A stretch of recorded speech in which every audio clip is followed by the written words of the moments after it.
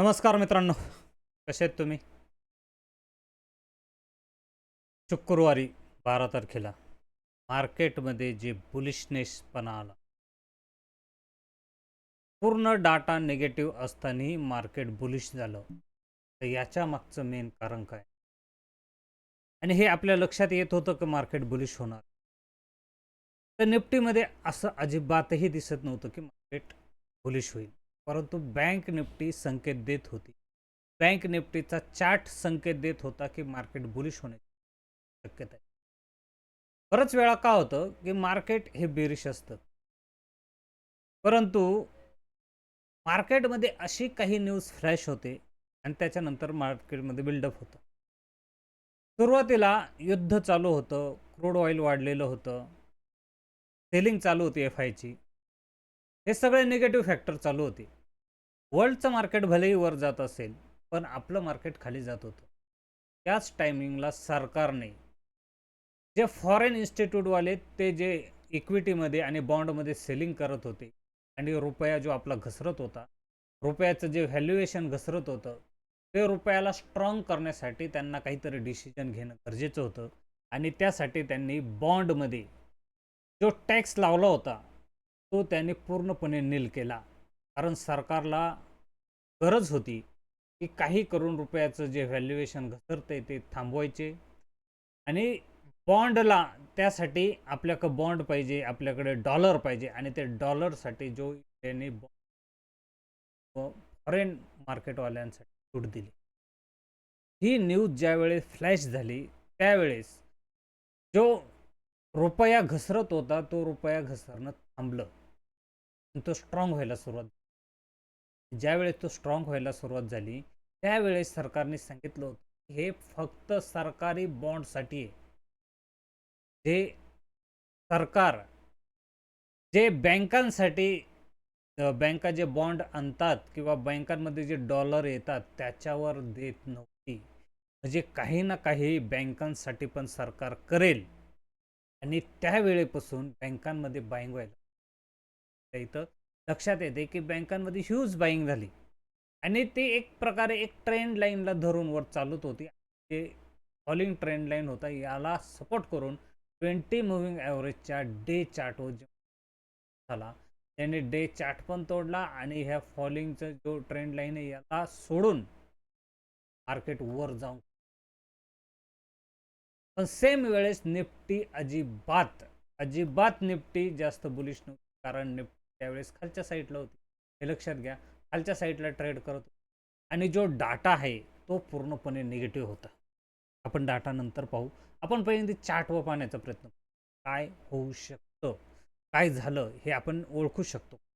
तर ज्यावेळेस ज्यावेळेस बँक निफ्टीनं हा ट्रेंड दिलेला, बँक निफ्टीने हा जॉब बुलिशने इथं कन्सोलिडेशन केलं बँक. त्यावेळेस सक्सेस झालं की आता बँक निफ्टीमध्ये काही ना काही फ्लॅश न्यूज. कारण बँक निफ्टी त्यावेळेस बुलिश होण्याचा प्रयत्न करत होते. बँक निफ्टीमध्ये मोठ्या प्रमाणात बाईंग होत होती आणि कोणाला तरी या न्यूजची खबर होती की काहीतरी बँकमध्ये येईल आणि बँकमध्ये RBIने जे फॉरेक्स स्वॅप आणलं की तुम्ही हेज करू नका, त्याच्याऐवजी तुम्ही आम्हाला डॉलर द्या, आम्ही त्याच्याबद्दल रुपया देतो. ज्यावेळेस तुम्हाला डॉलरची गरज असेल त्यावेळेस तुम्ही आम्हाला वापस रुपया द्या, आम्ही तुम्हाला डॉलर देतो. हेज करायची गरज नाही. आणि या ठिकाणी जे प्रीमियम वाचणार होते हेज करायचं, ते बँकांचं वाचणार होतं आणि त्यामुळे बँकमध्ये इतकी मोठी जर बाईंग आली असेल की कुठे ना कुठे त्या साईडला मुवमेंट करण्याचा प्रयत्न. ते पण त्याच वेळेस एक्सपायरी पण होती निफ्टी. नंतर सनसेकची एक्सपायरी होती. हे दोन्ही एक्सपायरी जवळ असल्यामुळे मार्केटमध्ये कोणतीही मुवमेंट आली नाही.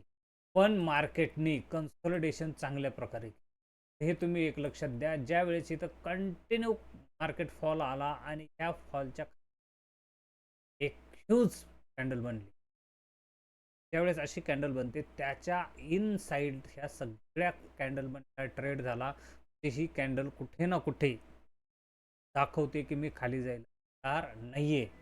पण अचानक मार्केटमध्ये ड्रॉप आला आणि ती कॅन्डल सुद्धा बाईंग बनली. परत एक सेलिंगचा प्रेशर आला, लेकिन एक बाईंग कॅन्डलनी मार्केटला पूर्ण आणि जी ट्रेंड लाईन होती जी निगेटिव्ह, त्याच्यासाठी एकदा एक्झिट करण्यासाठी बाईंग आली आणि काल जो आलेला हा ह्यूज मार्केटमध्ये बाईंग झाली निफ्टीमध्ये.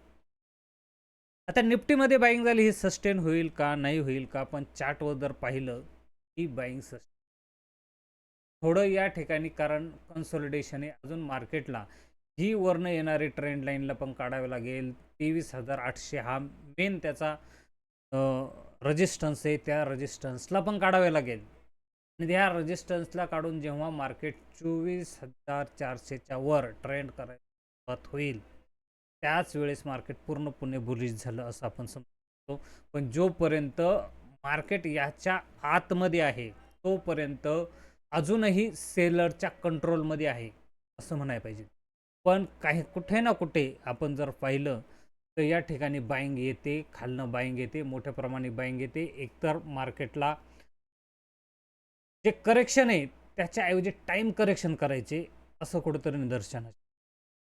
पण डोनाल्ड ट्रम्प आणि नेतन्याहू हे दोघंच ठरवतील की मार्केट इंडियन वर जाणार की खाली जाणार. कारण या दोघांवर क्रूड ऑइल अवलंबून होतं आणि कुठं ना कुठं डोनाल्ड ट्रम्पने जी न्यूज टाकली की आम्ही हे युद्ध थांबवायला तयार आहे, आमची सेटलमेंट होते, हे मार्केट अचानक क्रूड ऑइल खाली पडलं मार्केटवर. पण लक्षात घ्या, डोनाल्ड ट्रम्पने हे फक्त बोललंय, अजून कागदोपत्री असं डिक्लेअर झालेलं नाही. आणि जो पेसेक्सचा IPO काल रिलीज होणार होता त्यावेळेस मार्केट डाऊन होऊ नये आणि मार्केट हा IPO सक्सेसफुली सबस्क्राईब व्हावा याच्यासाठी हे पूर्ण डोनाल्ड ट्रम्पने केलेले प्रयत्न होते.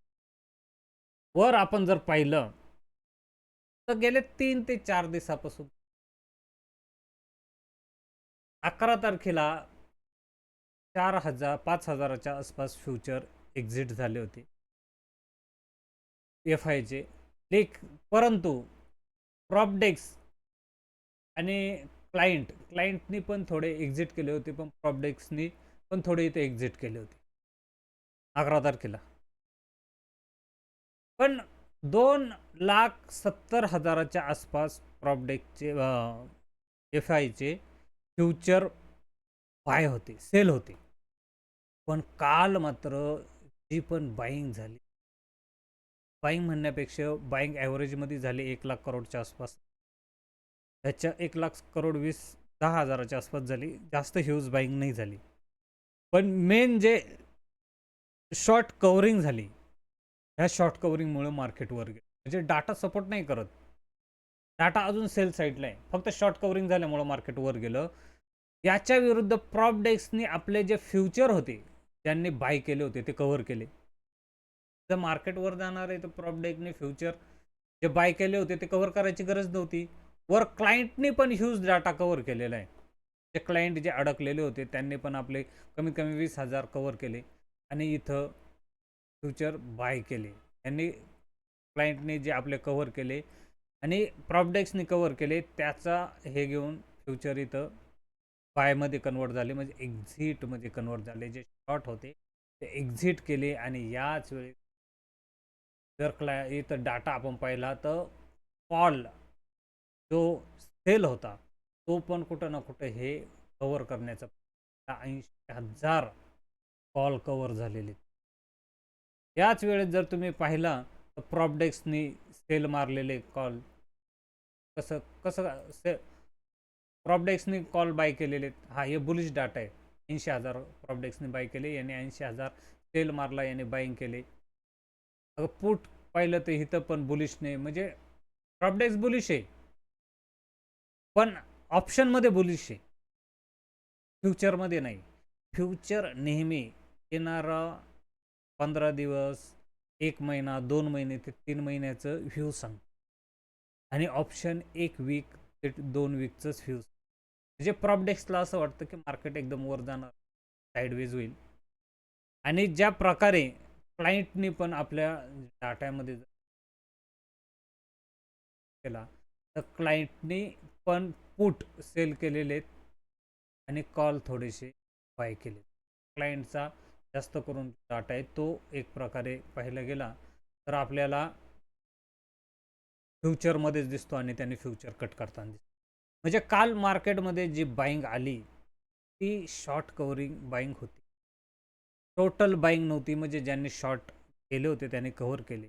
आता या ठिकाणी मार्केट जर तर ज्या प्रकारे मार्केटमध्ये कम्युनिटी मार्केटमध्ये ज्या प्रकारे डाऊनफॉल आला होता, ते 80-82च्या आसपास क्रूड गेलं होतं, ते परत कव्हर होताना दिसतं.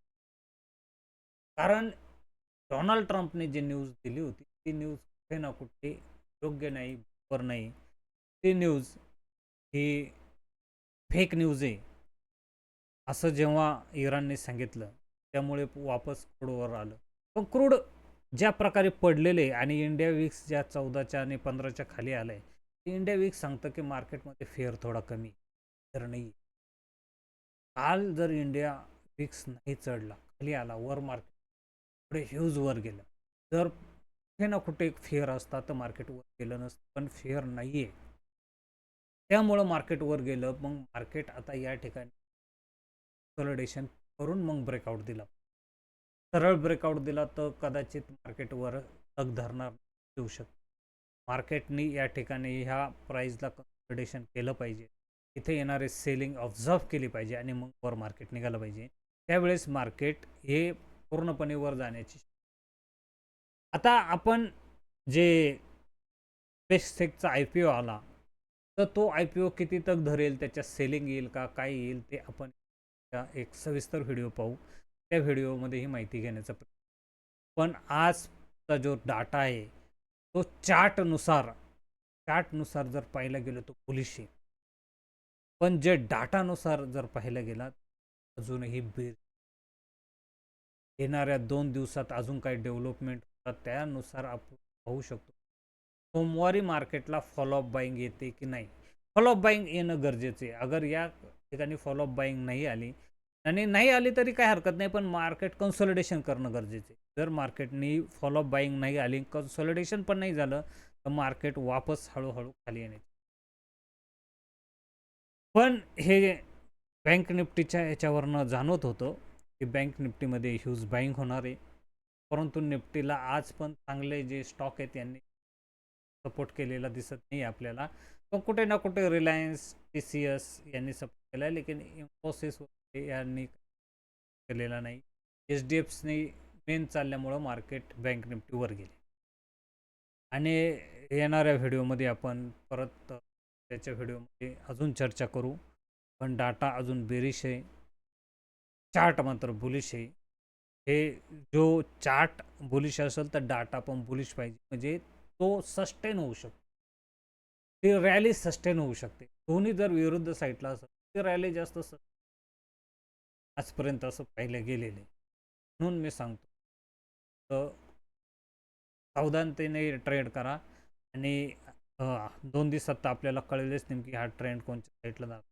परंतु मी तर सांगतो ट्रेड करण्याचा प्रयत्न करा आणि जास्त करून इक्विटीमध्ये बाईंग करण्याचा, एकदम FNOमध्ये बाईंग करण्याचा. मार्केटचे जे क्रॅश झालेले प्राईस विक्स क्रॅक झालंय, त्याच्यामुळे कदाचित मार्केट हे प्रीमियम खाण्याचा होईल, साईडवेज होईल आणि त्यामुळे बायरला लॉस होणे जास्त आहे. ओके, व्हिडिओ आवडला तर लाईक करा, शेअर पण करा, सबस्क्राईब करायला विसरू. Thank you, take care, bye bye.